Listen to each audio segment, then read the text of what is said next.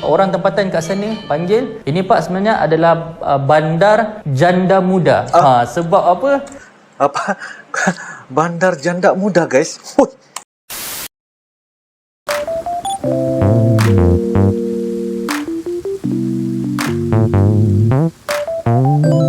Halo guys, Assalamualaikum warahmatullahi wabarakatuh dan salam sejahtera guys. Welcome back to my YouTube channel guys. Oke guys, apa kabar kepada kalian yang tengah menonton? Semoga kalian berada di dalam kondisi sehat-sehat aja ya guys. Oke guys, kita akan teruskan lagi membuat lagi bekalan video reaction. Dan ini merupakan juga salah satu perkara untuk kita sama-sama tambahkan edukasi pengetahuan kepada kita semua ya, terutamanya Uncle, untuk sama-sama kita lihat bagaimanakah cerita tentang Indonesia dengan judulnya yaitu Budaya Rakyat Indonesia Mengikut Tempat. Dan ini juga ya guys merupakan yaitu dari channel ML Studio. Jangan lupa guys, seperti biasa like, comment, share dan juga subscribe di dalam channel ini. Seperti apakah ceritanya guys tentang budaya rakyat Indonesia mengikut tempat? Karena kita tahu bahwa Indonesia ni sangat-sangat luas banget guys. Sangat-sangat luas, sangat-sangat mempunyai tempat-tempat yang sangat-sangat menarik, sangat-sangat best ya, wisata-wisata yang sangat-sangat terbaik untuk sama-sama kita mengeksplor ya, bagaimana orang kata keindahan yang berada di Indonesia. Namun begitu kita akan melihat bagaimana cerita orang Malaysia ini guys. Ini orang Malaysia yang berkunjung ke Indonesia menceritakan bagaimana budaya rakyat Indonesia mengikut tempat. Mungkin ada beberapa pengalaman dan juga perkara-perkara yang ingin berbagi ya, maklumat, info kepada kita semua. Tanpa berbasa-basi guys, ayo kita sama-sama nonton di dalam video pada kali ini. Yuk guys. Oke guys, dengan hitungan 1, 2 dan 3 guys. Kan masa saya tinggal dekat Indonesia dulu pun saya perasan sebenarnya sebab kan Indonesia ni besar. Jadi kelompok Indonesia ni dia ada terbahagi kepada beberapa jenis tau. Misalnya orang dekat belah Sulawesi lain, orang kat belah Kalimantan ni dia sikap dia lain, pembawakan mereka lain. Kan contohnya dekat Jakarta dan juga di Kalimantan, kebanyakan dekat sana memang terkenal sebagai kota muda-mudi. Maksudnya kebanyakan penduduk kat sana tu orang-orang muda. Malah kota muda-mudi, apakah yang dimaksudkan ataupun apakah artinya yang dikatakan tentang kota muda-mudi? masa kami dekat Kalimantan tu, orang tempatan kat sana panggil, ini Pak sebenarnya adalah bandar janda muda. Sebab apa? Apa? Bandar janda muda guys. Kes penceraian muda sangat tinggi di sana. Jadi kat sana ada banyak orang janda. Samarinda tertinggi angka perceraian saat pandemik COVID-19. Samarinda, Pengadilan Tinggi Agama Provinsi Kalimantan Timur mencatat angka kasus perceraian tinggi saat pandemik COVID-19. Sebab itulah dipanggil sebagai kota janda, bandar janda guys. Muda-muda dah jadi janda. Culture orang dekat Kalimantan ataupun cara mereka bertutur, cara mereka ni dia lebih ke arah orang bandar sikit. Maksudnya dia tak adalah macam sifat-sifat keraton. Contoh dekat Jogja kan maksudnya dia ada macam, dia masih ada lagi mengamalkan budaya-budaya keistanaan kan. Contohnya kan dekat Kalimantan dia kata okey mas terima kasih ya, macam tu. Tapi kalau dekat Yogyakarta dia akan cakap matur nuwun si, matur nuwun pak, sami-sami injir.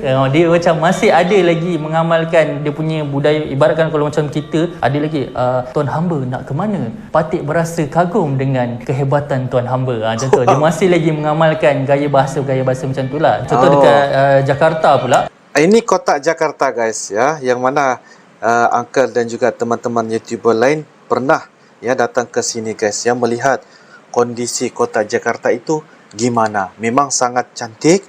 Gedung-gedung yang bagi saya kalau di waktu malam lampu-lampunya tuh guys memang sangat-sangat mantul guys. Oke, kita lihat bagaimana pengalaman orang Malaysia ini berkunjung ke kota Jakarta guys. Ayo. Kita memang nampaklah macam apa yang kita nampak dekat sinetron kan.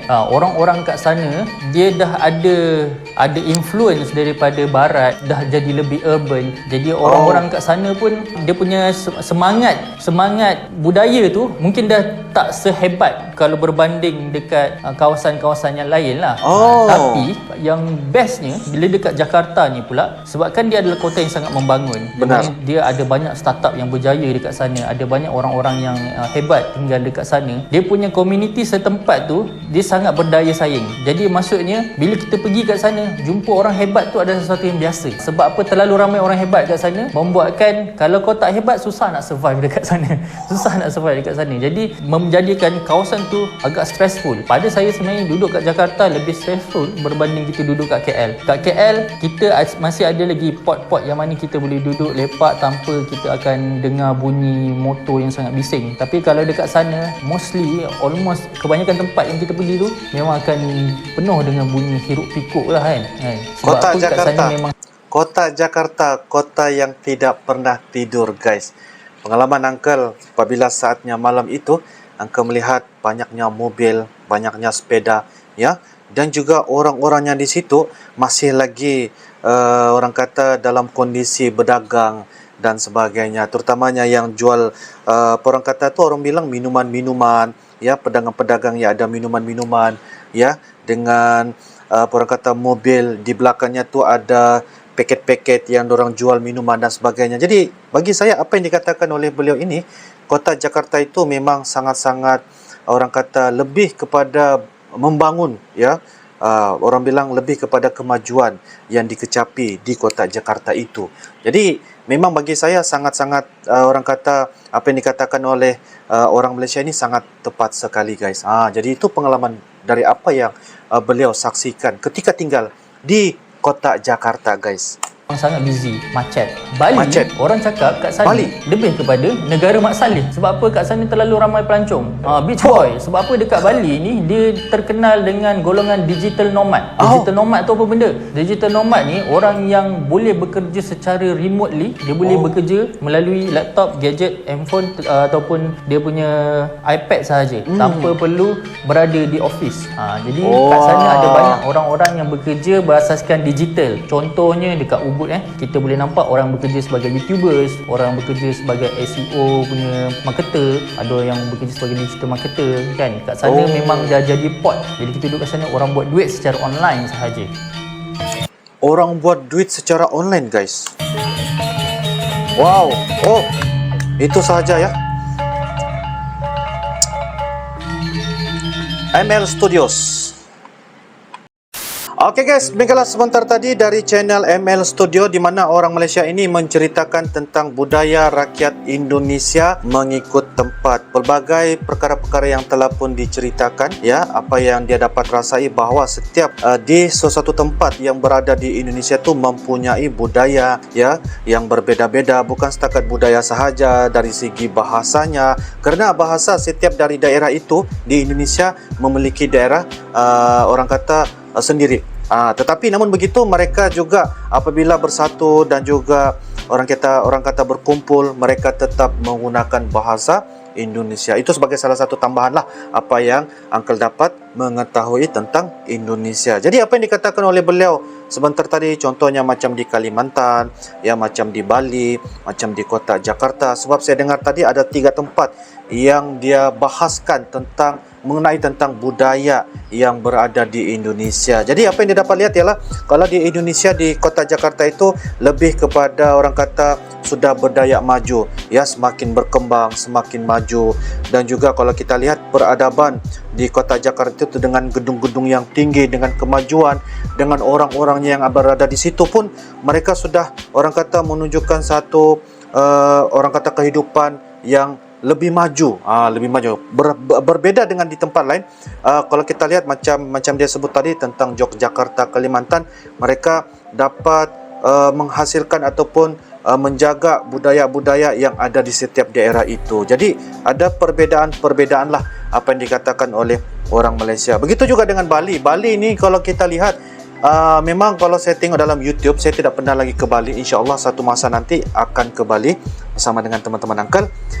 saya tidak, orang kata memang nampak bahawa di sana tu orang kata kebanyakan adalah orang-orang bule guys. Orang bule ini datang ke Bali, mereka juga dah bukan setakat orang bilang hanya tinggal, tetapi mereka mengambil peluang juga untuk menghasilkan konten-konten creator, ya, menghasilkan banyak perkara-perkara yang menjadikan perkara itu adalah penghasilan uang guys, sebagai salah satu pendapatan mereka apabila saatnya mereka ke Bali. Apa yang dikatakan oleh orang Malaysia ini. So guys, jadi macam-macam apa yang kita dapat merasai apabila saatnya ketika kita tinggal di Indonesia. Kayaknya macam uncle juga banyak perkara-perkara yang culture shock dan juga hasilan apa yang kita dapat hadir ataupun berkunjung ke Indonesia. Jadi apapun, insya-Allah itu adalah salah satu maklumat yang diceritakan, yang di-sharing dari orang Malaysia ini kepada kita semua tentang bagaimana budaya rakyat Indonesia mengikut tempat. Okey guys, itu saja dari Uncle. Kepada kalian yang tengah menonton, mungkin ada beberapa hal ataupun perkara-perkara yang boleh diceritakan ataupun berbagi info, kalian boleh turunkan di ruangan kolom komentar. Okey guys, itu sahaja dari Uncle. Kita akan bisa ketemu lagi di video-video akan datang guys. Sampai jumpa lagi. I love you Indonesia, I love you Malaysia. Assalamualaikum warahmatullahi wabarakatuh. Dadah.